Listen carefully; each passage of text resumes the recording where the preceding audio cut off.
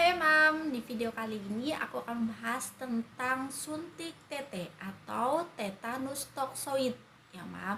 Jadi ada beberapa pasien yang menanyakan, Bu, sebenarnya suntik TT wajib nggak sih untuk ibu hamil atau misalkan pasien yang mau menjelang pernikahan gitu ya. Biasanya diwajibkan nih ya, dari entah itu untuk persyaratan gitu ya, diwajibkan untuk dilakukan suntik TT.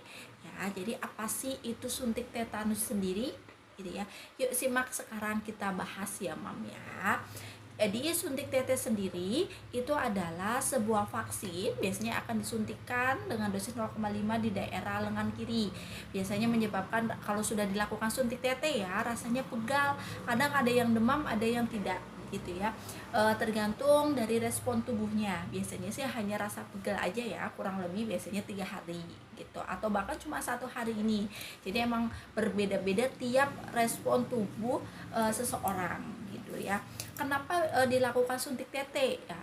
Suntik TT sendiri itu adalah untuk meminimalisir nih terjadinya misalkan nih Mam, terkena luka ya, luka yang kotor. Luka yang kotor itu biasanya membuat takutnya terjadinya si tetanus sendiri. Makanya dilakukan suntik TT ya. Untuk wajib atau enggaknya, yuk mari kita bahas ya Mam ya.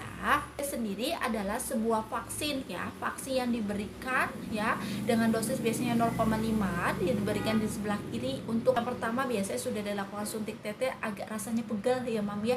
Ada yang cuma sehari, bahkan ada yang 3 hari juga ada. Jadi respon tubuh biasanya memang berbeda-beda. Ada yang lebih cepat, ada yang lama gitu ya. Kemudian kalau misalkan suntik TT sendiri, ini itu adalah gunanya untuk meminimalisir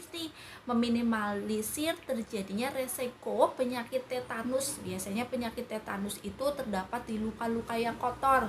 Nah, kalau misalkan Bunda ada yang nanya, Bu, misalkan belum nikah nih, biasanya kan ada persyaratan untuk melakukan suntik TT ya, biasanya itu. Kemudian itu kalau misalkan untuk pranikah, sebelum nikah itu untuk meminimalisir terjadinya penyakit tetanus, namanya maaf, setelah menikah biasa melakukan hubungan seksual segala macam, itu kan takutnya terjadinya lecet.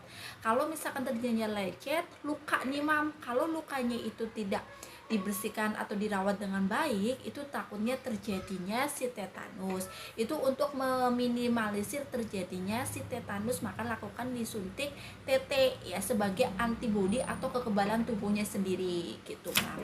Terus kalau misalkan untuk ibu hamil nih Bu, wajib nggak sih kalau misalkan untuk dilakukan suntik TT? Jadi kalau misalkan untuk ibu hamil memang dulu itu adalah wajib dilakukan suntik TT. Karena apa? Biasanya kan dulu masih banyak ya mak paraji, dukun segala macam, orang-orang persalinannya ditolong oleh mak paraji atau dukun. Itu biasanya wajib dilakukan suntik TT. Kalau zaman sekarang kan sudah ya banyak orang persalinan itu adalah di tenaga kesehatan. Tentu alat-alatnya sudah steril. Karena dulu tuh wajib, yang pertama kalau misalkan ditolong oleh dukun, otomatis kan alatnya tidak steril nih Mam ya, entah guntingnya belum steril kan, bekas apa, atau misalkan bisa ada juga yang pemotongan tali pusat itu menggunakan bambu segala macam, itu kan tidak steril.